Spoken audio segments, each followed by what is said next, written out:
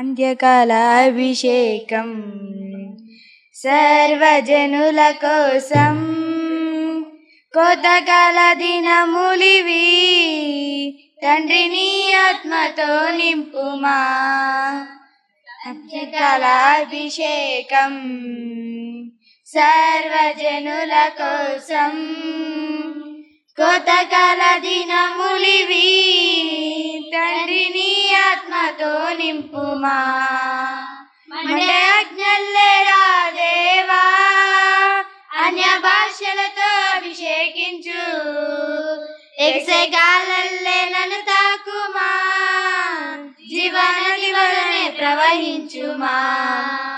Monday ఆజ్ఞల్లేరా దేవా, అన్య భాషలతో అభిషేకించు, ఎక్సెగాలల్లే నన్ను తాకుమా, జీవనది వలనే ప్రవహించుమా. అంత్యకాలాభిషేకం సర్వజనుల కోసం కోతకాల దినములివి, తండ్రి నీ ఆత్మతో నింపుమా, తండ్రి నీ ఆత్మతో నింపుమా. ఎముకల లోయలోన గొప్ప సైన్యమునే చూడగా, నీ అధికారం దయచేయుమా, జీవమారమ్మని ప్రవహించేదా.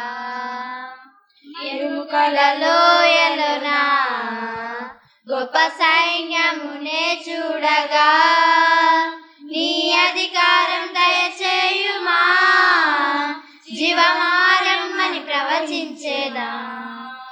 మండలేరా దేవా, అన్య భాషలతో అభిషేకించు, ఎగసెగాలల్లే నన్ను తాకుమా, జీవనది వలనే ప్రవహించుమా.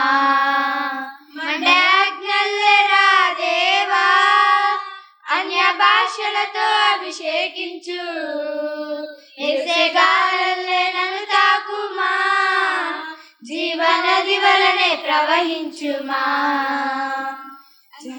అంత్యకాలాభిషేకం సర్వజనుల కోసం కోతకాల దినములివి, తండ్రి నీ ఆత్మతో నింపుమా, తండ్రి నీ ఆత్మతో నింపుమా. ఈరోజు వాక్య ధ్యాన నిమిత్తమై పరిశుద్ధ గ్రంథము నుండి దేవుని వాక్యాన్ని మనం చదువుకుందాం. 19వ కీర్తన 66వ వచనం నుంచి 71వ వచనం వరకు ఈ వాక్య ధ్యానాన్ని చదువుకుని ధ్యానం చేసుకుందాం. నేను నీ ఆజ్ఞలందు నమ్మిక ఉంచుచున్నాను, మంచి వివేచన మంచి జ్ఞానము నాకు నేర్పుము. శ్రమగలకు మునుపు నేను త్రోవ విడిచింది, ఇప్పుడు నీ వాక్యం అనుసరించి నడుచుకుంటున్నాను. నేను దయాళుడవై మేలు చేయుచున్నావు, నీ కట్టడలను నాకు బోధింపును. గర్విష్ఠులు నా మీద అబద్ధము కల్పించుదురు, అయితే పూర్ణ హృదయముతో నేను నీ ఉపదేశములను అనుసరించును. వారి హృదయము ప్రభు వలె మందంగా ఉన్నది, నేను నీ ధర్మశాస్త్రమును ఆనందించుచున్నాను. ప్రార్థన చేసుకుందాం. దయగలిగిన మా నాయన, ప్రేమ కలిగిన మా తండ్రి, జీవాధిపతి, ఈ పరిశుద్ధ పాదములకు స్తోత్రములు చెల్లించుకొనిచున్నాం. ఈ సమయంలో వాక్యమయ్యున్న దేవా, నీ వైపు చూస్తున్నాం. నీ వాక్యం ద్వారా మీరు మాతో మాట్లాడి మమ్ములను బలపరచమని యేసయ్య పరిశుద్ధ నామములో అడుగుచున్నాము మా పరమ తండ్రి, ఆమేన్. దేవుని పరిశుద్ధ గణ నామమునకు స్తుతి కలుగునుగాక. ప్రభునందు ప్రియమైనటువంటి దేవుని ప్రజలారా, ఇప్పుడు ప్రభు అయినటువంటి యేసుక్రీస్తు యొక్క శ్రమల దినాలు జరుగుతున్నాయి. ఎందుకు ఆయన శ్రమ పడవలసి వచ్చింది? యేసు ప్రభు తన తండ్రి ఆయనకు అప్పగించిన పని ఏంటంటే, భూలోకానికి వచ్చి మన కొరకు ఆయన పరిచర్య చేసి, మన కొరకు నలగొట్టబడి, మన కొరకు కలవరి శిలువలో రక్తం కార్చి ఆయన మరణించి 3వ దినం లేవాలి. ఇంత పని ఆయనకుంది.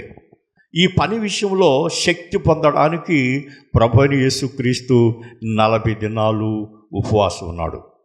శరీరము బలహీనమే. ఆ శరీరము బలహీనమైనప్పుడు దురాత్మ ఆవరించి ఆయన్ని శోధించింది. అనేక రకాలుగా శోధించినప్పుడు చివరగా ప్రభువైన యేసుక్రీస్తు సాతానా పో అవతలకు అన్నాడు. ఆ సాతాను జయించాడు. అలాగనే తండ్రి తనకు అప్పగించినటువంటి పనిని తన దృష్టిలో పెట్టుకుని దేవుని ప్రజలారా 12 మంది శిష్యుల్ని ఏర్పాటు చేసుకున్నాడు. 12 మంది శిష్యుల్ని ఏర్పాటు చేసుకుని వాళ్ళకి పరిచర్య చూపించాడు. పరిచర్య ఆయన చేశాడు. ఆయన చేసి తన శిష్యులకు చూపెట్టాడు.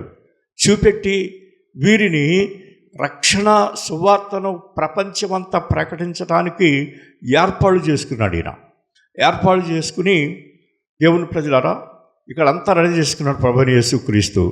ఆ తర్వాత ఆయన సమాధి చేయబడక మునుపు శిలువలో మరణించి సమాధి చేయబడిన తర్వాత, సమాధిలో నుంచి లెగిసిన తర్వాత మళ్ళీ 40 దినాలు అందరికీ కనిపించాడు. ఆయన అందరితో ఉన్నాడు. ఆయన నమ్మలేకపోయారు శిష్యులు.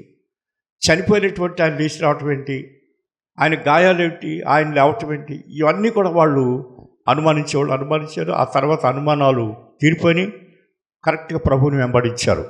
ప్రభువైన యేసుక్రీస్తుని వెంబడించినప్పుడు ఆయన ఈ మనుషులైనటువంటి యేసు ప్రభు శిష్యులను తాడు చూశాడు.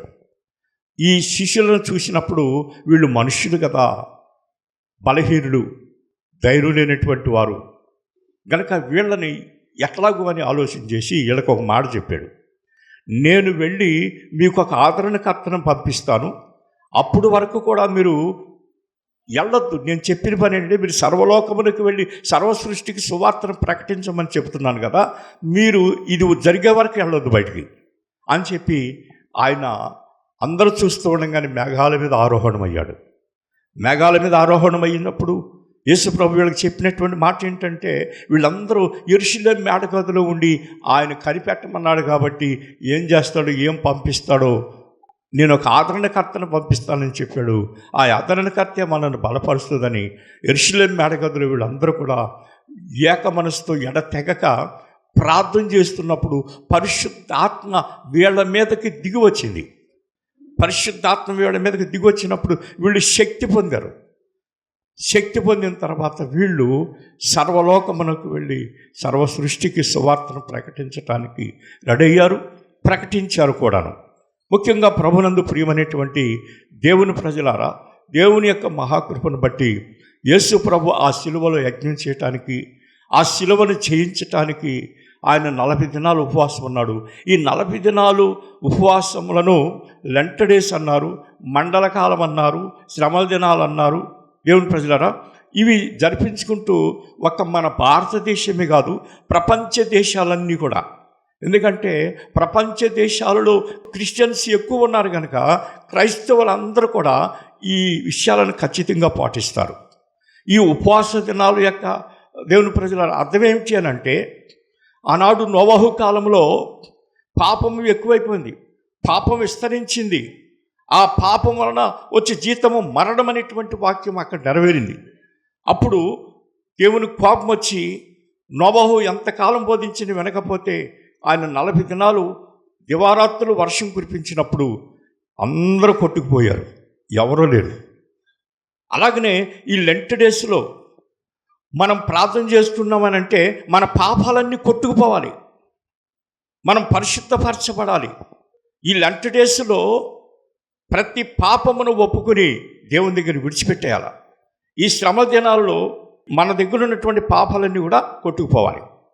ఈ శ్రమల దినాల గురించి మనం ధ్యానం చేస్తుంటే దేవుని ప్రజలారా, మనకి శ్రమలు ఎదురవుతూ ఉంటాయి. మనకి ఈ లెంట్ డేస్ ప్రారంభించగానే సంఘానికి శ్రమలైనవి, వ్యక్తిగతంగా ఎవరికి వాళ్ళకి శ్రమలైనవి, నాకు శ్రమలైనవి.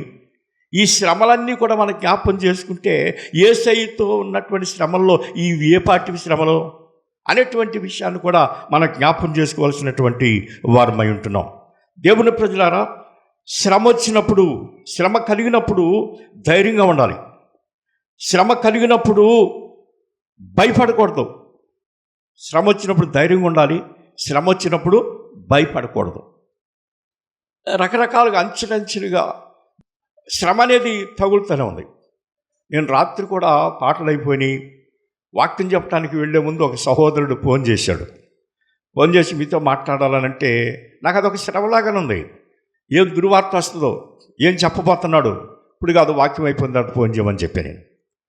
దేవుని ప్రజల విషయం ఏంటంటే, శ్రమ అంటే మనల్ని ఇబ్బంది పెట్టే మాటలు, మనల్ని బాధ పెట్టేటువంటి మాటలు, మనల్ని గాయపరిచేటువంటి మాటలు, ఇవన్నీ కూడా మనకు ఉంటాయి. ఈ శ్రమ దినాలలో క్రమంగా వచ్చి ప్రార్థన చేసుకుంటున్నారు, కొత్త కొత్తోడు వచ్చి ప్రార్థన చేసుకుంటున్నారు. కొంతమంది అక్కడక్కడ చల్లారిపోతున్నారు, ఎక్కువగా వస్తున్నారు. ఈ చల్లారిపోయేటువంటి వారి గురించి ఏమిటంటే, యేసు ప్రభు ఆయన యెరూషలేములో గొల్గొతా కొండ చుట్టూ ఆ యెరూషలేము యొక్క పురావీధులన్నీ కూడా తిరిగి శిలువను మోశాడు. అలాగనే ఈనాడు ఈ శ్రమల దినాలలో సంఘపరంగా కానివ్వండి, వ్యక్తిగతంగా కానివ్వండి, కుటుంబాల్లో కానీ, నీ ఉద్యోగాల్లో కానీ, ప్రతి ఒక్క దానిలో శ్రమలు వచ్చినప్పుడు, శ్రమలు అంటే ఏంటి నాకు నేను చెప్పాను. మనల్ని బాధ పెట్టే మాటలు, పుల్లపోటు మాటలు, కత్తిపోటు లాంటి మాటలు, ఇవే మనకి శ్రమలు. ప్రార్థన మానేయటం. నేను ఒక సోదరుడు ఫోన్ చేశాను, ఎవరో చనిపోతే అక్కడికి వెళ్ళామండి అన్నారు. యేసుప్రభు నాడేమన్నాడు, శిష్యులందరూ కూడా యేసుప్రభుని వెంబడిస్తుంటే ఈయన విడిచిపెట్టలేదు. ఒకడైతే మా తండ్రి చనిపోయాడు కాబట్టి నేను చెప్పేస్తాను, నన్ను విడిచిపెట్టేస్తాడు అనుకున్నాడు. గమనించండి, అంటే యేసుప్రభుతో మా తండ్రి చనిపోయాడని ఆగిపోదాం అనుకున్నాడు. ఆయన ఏమన్నాడు ఒక మాట, మృతులను పాతి పెట్టుకునేవాడు, మీరు నన్ను వెంబడించండి. తండ్రి చనిపోతేనే నన్ను వెంబడించమని చెప్పాడు ప్రభువైన యేసుక్రీస్తు. ఎవరో చనిపోతే వెళ్ళి ఆరాధన మానేయటం అంటే దేవుని విడిచిపెట్టినట్లు లెక్కది. అలాగనే దేవుని ప్రజలారా, మనకొస్తున్న బాధలు, మనకొస్తున్న మాటలు, కత్తిపోటు లాంటి మాటలు, ఇవన్నీ కూడా మనకి శ్రమలే. శ్రమలే నాయాలం,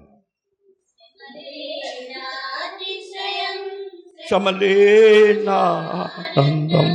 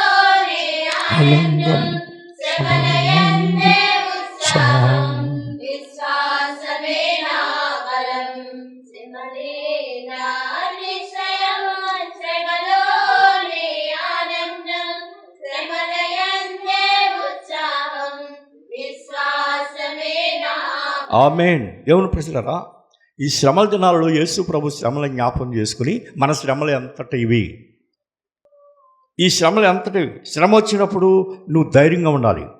శ్రమ వచ్చినప్పుడు నువ్వు భయపడకూడదు. శ్రమ దినాన నువ్వు కుంగిపోయినట్లయితే శాతగానోడు అవుతావు. అమ్మ ఎందుకని చర్చికి రాలేదు, మాకు శ్రమలు వచ్చినాయి, ఇబ్బందులు వచ్చినాయండి. అమ్మ ఎందుకని ప్రార్థనకు రాలేదు, ఇవాళ ఊరికి వెళ్ళామండి. అమ్మ ఎందుకనంటే ఇవన్నీ శ్రమలో, ఇవన్నీ శిలువ. దేవుని యొక్క వాక్యం ఏం చెబుతుందో తెలుసా? యేసు ప్రభు భుజాల మీద శిలువ పెట్టి, కొరడాలు పెట్టి కొట్టి ఏడుస్తుంటే ఏడ్చారు స్త్రీలందరూ కూడా. యేసు ప్రభు శిలువను మాస్తుంటే ఏడ్చారు. ఇప్పుడు మనం శిలువను మయ్యాలి. యేసయ్య మోసిన శిలువు కాదు, ఆయనకిలాగా భుజాన్ని శిలువ వేసుకుని గాయాలు, చేతులకు గాయాలు చూపెట్టడం కాదు. మన శిలువులు మనం మొయ్యాలి. ఏంటి మన శిలువులు? శ్రమలు, ఇరుకులు, ఇబ్బందులు, కత్తిపోటు లాంటి మాటలు. దేవుని యొక్క వాక్యం ఏం చెబుతుంది? నా నిమిత్తము జనులు మిమ్మలను నిందించి, హింసించి, అబద్ధముగా చట్టమాటలలో పలుకున్నప్పుడు మీరు ధన్యులు, సంతోషించి ఆనందించండి, పరలోకమందు మీ ఫలము అదిగా. అబద్ధముగా చట్టమాటలలో పలుకున్నప్పుడు లోక సంబంధులు మాట్లాడతారు. అయినా వాళ్ళు జ్ఞానం లేనటువంటి వాళ్ళని మనం ఎంచుకుని ధైర్యంగా ఉండాలి. వాళ్ళు అన్నారు కదని చెప్పేసి మనం గాబరపడకూడదు, మనం ఆధైర్యపడకూడదు. మనం శ్రమలు వచ్చినప్పుడు నిబ్బరంగా ఉండాలన్నమాట. దేవుని ప్రజలారా, పరిశుద్ధ గ్రంథము నుండి 1 పేతురు పత్రిక 1వ అధ్యాయం 6-7 వచనాలు చదువుకుందాం. ఇందువలన మీరు మిక్కిలి ఆనందించుతున్నారు, కానీ అవసరమైనప్పుడు నానా విధములైనటువంటి శోధనలు చేస్తా ప్రస్తుతము కొంచెము కాలం మీకు దుఃఖము కలుగును. ఆమె కొంచెం కాలం ఈ శ్రమల్లో దుఃఖం ఉంటుంది. ఈ శ్రమల దినాల్లో యేసయ్య శ్రమలు జ్ఞాపకం చేసుకుని, మనకు వస్తున్నటువంటి శ్రమల దినాలలో దుఃఖం ఉంటుంది, వేదన ఉంటుంది, నిద్ర పట్టదు. ఒక్కొక్క ఆయన మాట్లాడేటంటే పడుకునేటప్పుడు కత్తిపోటు లాంటి మాట ఆ రాత్రంతా నిద్ర కూడా ఉండదు. నేను అనుభవించాను ఆ విషయాలు. కొంతకాలం మాత్రమే మీకు దుఃఖం ఉంటుంది. దేవుని ప్రజలారా, ఇక్కడ ఏమంటాడంటే నశించిపోవు సువర్ణము అగ్ని పరీక్ష వలన శుద్ధపరచబడుతున్నది కదా, దానికంటే అమూల్యమైనటువంటి మీ విశ్వాసము ఈ శోధనల చేత పరీక్షకు నిలిచినదై యేసుక్రీస్తు ప్రత్యక్షమైనప్పుడు, యేసుక్రీస్తు వచ్చినప్పుడు మీకు మెప్పును మహిమయు ఘనతయు కలుగును. ఘనతయు కలగటానికి కారణం అవుతుంది. కాబట్టి శ్రమలు అనేటువంటివి దేవుని ప్రజల సహజం. మనం ఆరాధిస్తున్న యేసయ్య, మనం పూజిస్తున్న పరమ తండ్రి అయినట్టు లోకరక్షకుడైన యేసయ్య శ్రమలు అనుభవిస్తుంటే మన శ్రమలు ఏ పాటివండి? ఒక్కొక్కసారి నిజంగా మన కుటుంబాలలో బాధలన్నీ గుర్తు చేసుకుంటే ఎన్ని బాధలు, వేదన, దుఃఖమో. పావని అమ్మగారు అంటుంది, మా అత్తమ్మ గారు లేకపోతే మీరు ఉండలేరు కదా మామయ్య అంటది. నేను నా పరిచర్యలో, నా జీవితంలో పడినటువంటి శ్రమలు, కష్టాలు ఇవన్నీ నా ముందుకు వచ్చేస్తాయి. నిజం ఆ మాట. మనిషి తోడు అందుకే పెట్టాడు దేవుడు. ఆ పాస్టర్ గారు ఉంటే నాకు అవన్నీ ఉండవు. దేవుని ప్రజలారా, నరుడు ఒంటరిగా ఉండడం మంచిది కదని జత చేశాడు కొంతవరకు. అది ఆ జంటలు కూడా లేనటువంటి వాడు, జంటల్లో రాలిపోయినటువంటి వాళ్ళు ఉన్నారు. అయితే దేవుడే ఆదరణకర్తగా చేసుకోవాలి మనం. స్త్రీలైతే మిమ్మల్ని సృజించిన వాడు మీకు అంత అభయం ఇస్తున్నాడు దేవుడు. మన తల్లిదండ్రులే కాదు, మనం చేసుకున్న భార్య భర్తలే కాదు, వీళ్ళందరికంటే వీళ్ళు కొంతకాలమే.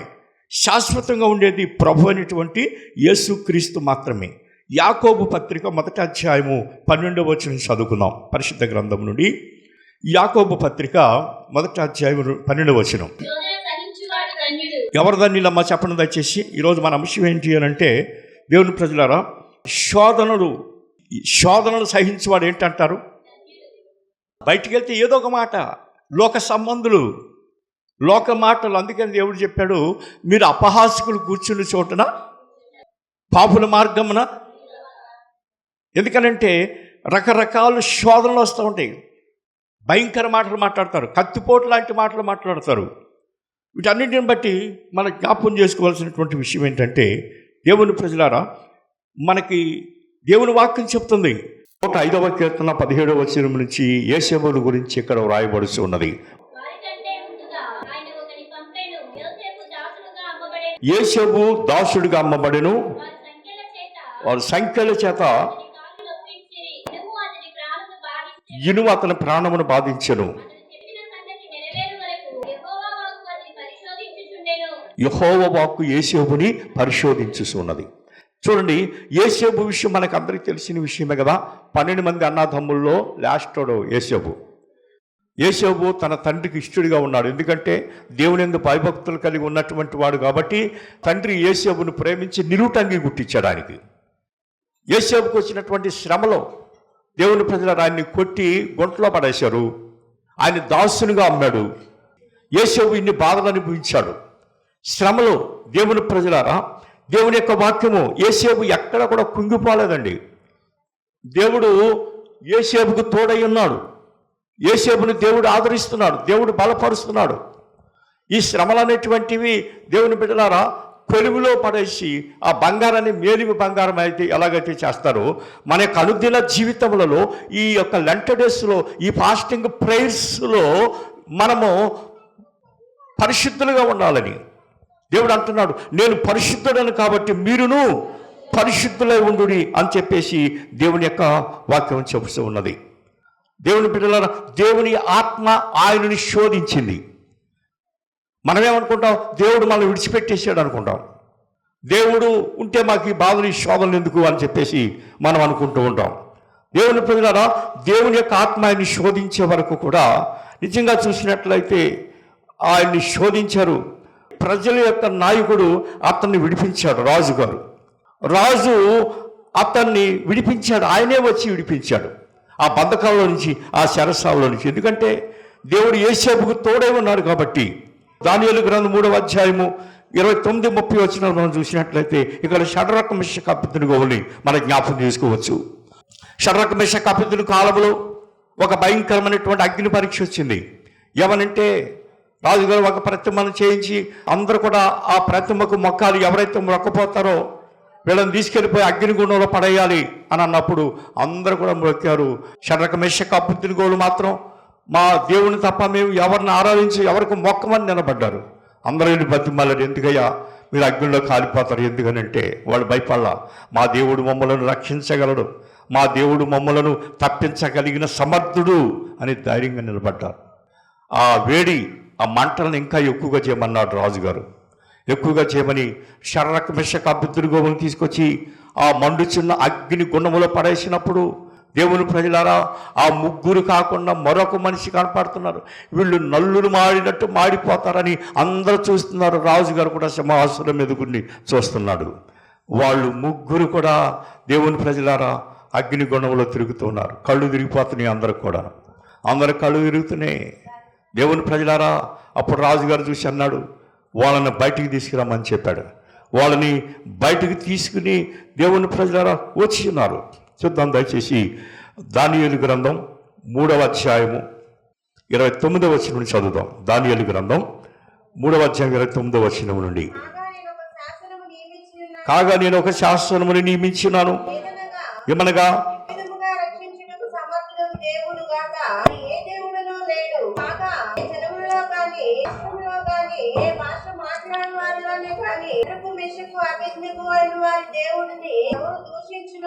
వాడు తుత్తినీయులుగా చేయబడును, ఎప్పుడును వినకుప్పగా ఉండుననిను. ఇతడి నుండి రాజు షడ్రకు మెషకు అబేద్నెగో అయిన వారిని బబులోను సంస్థానంలో హెచ్చించెను. ఆమేన్. దేవుని నామమునకు స్తుతి కలుగును గాక. ప్రభునందు ప్రియమైనటువంటి దేవుని ప్రజలారా, ఇక్కడ చూసినట్లయితే షడ్రక్ మేషక్ అబేద్నెగోల విషయం చూసినట్లయితే వారిని అగ్నిగుండంలో పడేసినప్పుడు వాళ్ళు ఏమాత్రం కాలలేదు. ఏమాత్రం కాలకపోయినట్లయితే వారిని బయటికి తీసుకుని రండి. ఏమంటారంటే ఈ షడ్రక్ మేషక్ అబేద్నెగోల యొక్క దేవుడే దేవుడు. ఈ దేవుడు తప్ప ఇంక ఎవరు ఉండటానికి వీల్లేదు. ఆ షడ్రక్ మేషక్ అబేద్నెగోల యొక్క దేవుణ్ణి ఎవరైనా దూషించినా, ఎవరైనా ఏమన్నా వారిని తుత్తునీలుగా చేయాలి, వారి గృహాలు పెంట కుప్పలుగా చేయాలి అని చెప్పేసి షడ్రక్ మేషక్ అబేద్నెగోలకు దేవుడిచ్చినటువంటి ప్రమోషన్ ఏంటంటే వీళ్ళని బబులోను యొక్క సంస్థానంలో అధిపతులుగా చేశారు. ఆ రాజ్య పరిపాలనలో దేవుని నామమునకు స్తుతి కలుగునుగాక. శ్రమలు పడ్డారు షడ్రక్ మేషక్ అబేద్నెగోలు. శ్రమలలో నలిగారు, అగ్నిలో పడేశారు. దేవుడానికి తోడుగా ఉన్నాడు. అలాగనే ఈ శ్రమల దినాల్లో దేవుని ప్రజలారా, శ్రమలు కలిగినప్పుడు మనం ఎట్లా ఉండాలి చెప్పండి? ధైర్యంగా ఉండాలి, భయపడకూడదు. దేవుడు మనకు తోడుంటాడు. గాలి తుఫాను రేగి అలలు పొంగినా, విశ్వాస నావ మునిగి కొట్టబాడినా, విశ్వాస నావ మునిగి కొట్టబాడినా, సముద్రము పొంగి నురుగు కట్టినా, సముద్రము పొంగి నురుగు కట్టినా, యేసు ప్రభు మనతో నుండ భయము. ఎవరు మనతో ఉంటేనండి? యేసు ప్రభు మనతో భయము లేదుగా, భయము లేదు, దిగులు లేదు, జీవిత భయము లేదు, దిగులు లేదు, జీవిత యాత్రలో యేసు ప్రభు మనతో నుండ భయము లేదుగా. యోబు గ్రంథము 42వ అధ్యాయము 12వ వచనం చదువుకుందాం. దేవుడు మనకు తోడుంటే మనకు భయం ఉండేది ఉండకూడదు. యెహోవా యోబును మొదట ఆశీర్వదించిన దానికంటే మరి అధికంగా ఆశీర్వదించెను. అబ్బబ్బబ్బబ్బా, ఏమంటేనే శ్రమలు కదండి. ఏబుకి 10 మంది పిల్లలు పోయారు, ఆస్తులు పోయి, దేహమంతా పోరైపోయింది, ఎన్నో శ్రమలు ఎదుర్కొన్నాడు, భార్యతో శ్రమలు ఎదుర్కొన్నాడు. ఏందయ్యా బాబు పద్దాక ప్రార్థన ప్రార్థన ప్రార్థన అంటావు, నీ దేవుని ఒకసారి దూషించరాదా అన్నాడు అంద భార్య. అప్పుడు అంటాడు, మూర్ఖురాలు మాట్లాడినట్టు నువ్వు మాట్లాడుతున్నావు. దేవుడిచ్చాడు, దేవుడు తీసుకున్నాడు, దేవుని నామమునకు స్తుతి కలుగునుగాక అని చెప్పాడు. అదేవిధంగా ప్రభునందు ప్రియులారా, అన్ని శ్రమలు ఎదుర్కొన్నటువంటి యోబు విషయానికి వచ్చినట్లయితే ఇప్పుడు చదవబడిన వాక్యం ఏంటంటే, యోబుకి గతంలో ఉన్నటువంటి దీవెనల కంటే ఇంకా అత్యధికంగా దేవుడు యోబును ఆశీర్వదించాడు. అప్పుడున్న ఆస్తి కంటే ఇంకా ఎక్కువ ఆస్తి యోబుకి, పిల్లలను కానీ ఆస్తి కానీ దేవుడు ఇచ్చినట్లుగా మనం చూస్తున్నాం. 91వ కీర్తన 15వ వచనం. అతడు నాకు మొరపెట్టగా నేను అతనికి ఉత్తరమిచ్చేదను, శ్రమలలో నేను అతనికి. ఏంటమ్మా మనం బాబు మనం చేయాల్సింది ఏంటి చెప్పండి? శ్రమలలో మనం ఏం చేయాలండి? మొరపెట్టాలి. మనం వింటున్నారా? మనకి శ్రమలు ఉన్నాయి. యేసయ్య శ్రమలు పడ్డాడు. మన శ్రమలు ఏ పాటివి? రకరకాల శ్రమలు, అన్ని రకాల శ్రమలు. శ్రమలు వచ్చినప్పుడు కుంగిపోకూడదు. శ్రమ దినాన మనం దేవునికి మొరపెట్టాలి. దేవునికి మొరపెట్టినప్పుడు అతడు నాకు మొరపెట్టగా నేను అతనికి ఉత్తరం ఇస్తాడండి. దేవుడు ప్రార్థనకి జవాబిస్తాడు. ప్రార్థన చేద్దాం. దేవునికి అసాధ్యమైనది ఏది లేదు. మన వ్యక్తిగత విషయంలో కానీ ఏ విషయంలోనైనా కానీ దేవుని ప్రజల శ్రమ దినాన్ని మనం కుంగిపోకుండా దేవునికి మొరపెడితే దేవుడే మనకు ఉత్తరం ఇస్తాడు. దేవుడు తన వాక్యము ద్వారా మనతో మాట్లాడుతాడు. 2వ కొరింథీ పత్రిక, అపోస్తలుడైన పౌలు కొరింథీయులకు రాసినటువంటి 2వ పత్రిక 1వ అధ్యాయము 5వ వచనం చదువుకుందాం. క్రీస్తు యొక్క శ్రమలు మా యందు ఎలాగ విస్తరిస్తున్నాయో అలాగే ఇవి కూడా చూసారా? క్రీస్తు ద్వారా మనకి శ్రమలు ఎలాగైతే విస్తరిస్తున్నాయో క్రీస్తు ద్వారా శ్రమలన్నీ కూడా ఆదరణ కలిగి చేస్తాయి. క్రీస్తు ద్వారా, క్రీస్తు నమ్ముకున్నప్పుడు శ్రమలు ఇవన్నీ కూడా. అయ్యా చర్చికి వచ్చేటప్పుడు ఈ శ్రమలన్నీ కూడా గమనించండి. చర్చికి వచ్చే వాళ్ళతో సంభాషిస్తారు, చర్చికి వచ్చే వాళ్ళతో మాట్లాడతారు. దేవుని ప్రజలారా, ఈ క్రైస్తవత్వం ద్వారా మనకి శ్రమలు వస్తున్నాయి. క్రీస్తు ద్వారానే ఇవన్నీ కూడా మనకు ఆదరణ దేవుడు కలుగజేసేటువంటి దేవుడు. యెషయా గ్రంథం 48వ అధ్యాయం 10వ వచనం చదువుదాం. మరొకడు యెషయా గ్రంథం 49వ అధ్యాయం 10వ వచనం మరొకడు దయచేసి. నేను నిన్ను పుటమి వేసి తిని వెండిని వేసినట్లు కాదు. అమ్మా ఏ విషయంలో? నేను నిన్ను పుటమి వేసి తిని. ఏ ఇబ్బందుల్లో? ఇబ్బందనే పుటమి వేస్తున్నాడు. మనకు అన్ని ఇబ్బందులే వేస్తున్నాయి. మనకి ఇబ్బందులు నేను పుటమి వేసి తిని చదువు.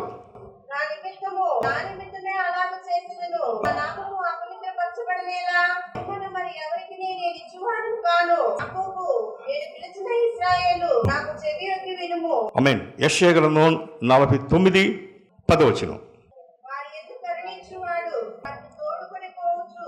వాని యందు కరుణించువాడు వారిని తోడుకొని పోవుసు. ఎక్కడికి నడిపిస్తాడండి? నీటి బుగ్గల యొద్దకు వారిని నడిపిస్తాడు. కాబట్టి వారికి ఆకలి అయినను దప్పికైనను కలుగదు, ఎండమాములైనను ఎండ అయినను వారికి తగలదు. చూసా, నేను వారికి తోడుకొని వారు నడిపించినప్పుడు వారికి ఆకలైనను దప్పికైనను ఎండ అయినను ఎండమాములైనను తగలదిక. దేవుడు మనకు తోడుగా ఉండి ఆయన మనల్ని నడిపిస్తాడు. దేవుని ప్రజలారా, గనుక దయచేసి శ్రమల దినాలలో మనకు వస్తున్న శ్రమలను జ్ఞాపకం చేసుకుని యేసయ్య శిలువ మోసినటువంటి దినాలలో మనకు వస్తున్నటువంటి ఈ శిలువ, శ్రమలే శిలువ. ప్రతివాడు తమ శిలువనెత్తుకుని నన్ను వెంబడించాలి. తమ శిలువనెత్తుకుని నన్ను వెంబడించని వాడు నా శిష్యుడు కానేరడు అని అంటాడు. కనుక దయచేసి ఈ ఆటంకాలు, ఈ అభ్యంతరాలు, ఈ బాధలు, ఈ కష్టాలు ఇవన్నీ కూడా శ్రమల కింద మనం లెక్కేసుకుని శ్రమ కలిగినప్పుడు మనం ధైర్యంగా ఉందాం, భయపడకుండా ఉందాం. దేవుడు మనలను చేపట్టుకుని నడిపిస్తాడు. దేవుని ప్రజలారా, ఓ నీటి బొగ్గల దగ్గరికి నడిపిస్తాడు. ఇక నుంచి మనకి ఎండమాములైనను ఎండ అయినను తగలదు. దేవుడు మనల్ని కాపాడి దీవించి కనికరించేటువంటి దేవుడు. ఈ లెంట్ డేస్లో మీరు అందరూ కూడా మీకు నేను ప్రకటన చేసినప్పుడు మీ తీర్మానాలు మీ నిబంధనలు మీరు చేసుకుని అడగండి దేవుణ్ణి. కీర్తనకారుడు అంటాడు, యెహోవా యొద్ద ఒక వరం అడిగి తిని దానిని నేను వెదకుచున్నాను. ఎప్పుడు కూడా కుదరనటువంటి దేవుడు కుదురుస్తాడు సమస్యలను. ఎప్పుడు నయమవనటువంటి రోగాల్ని దేవుడు స్వస్థపరుస్తాడు.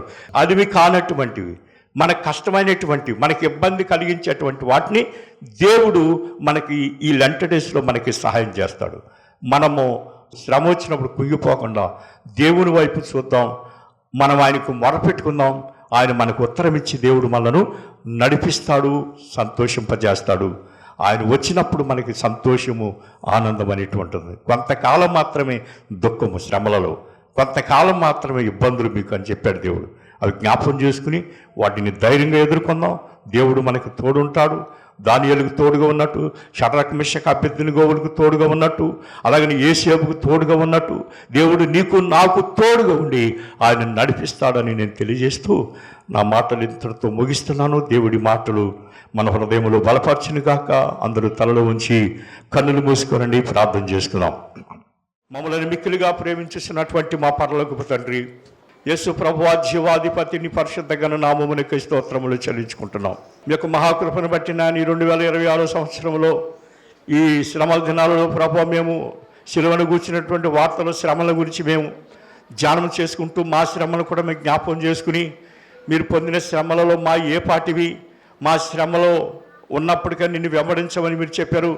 శ్రమలతో వెంబడించకపోతే మీరు నా శిష్యులు కారన్నారు నాయన. కనుక నా ప్రభా ఈ శ్రమల విషయమే జ్ఞాపకం చేసుకుంటే ఈ శ్రమల దినాల్లో ఆనాడు నోవాహు కాలంలో దేవా వరదలు వచ్చి ప్రభువా మనుషులందరూ ఎలా కొట్టుకుపోయారో అలాగని ఇప్పుడు మా పాపాలన్నీ కూడా ఇదేంటి ఈ శ్రమల దినాల్లో కొట్టుకుపోవాలి నాయన. ఎందుకనంటే మీరు మా పాపములను పరిహరించడానికి భూలోకానికి వచ్చారయ్యా.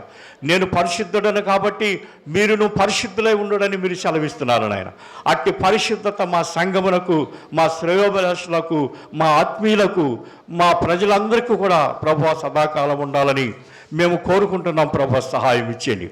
ప్రభా ఈ టీవీలో ఎంతమంది అయితే నీ వర్తమానం వింటున్నారో వారందరి కొరకు ప్రార్థన చేస్తున్నాం. సహాయం ఇచ్చేయండి. నీ దయగలిగిన హస్తం మాతో ఉంచి నాయన మీరే మమ్ములను బలపరచమని యేసు అతి పరిశుద్ధ నామములో అడుగుచున్నాము మా పరమ తండ్రి. ఆమేన్.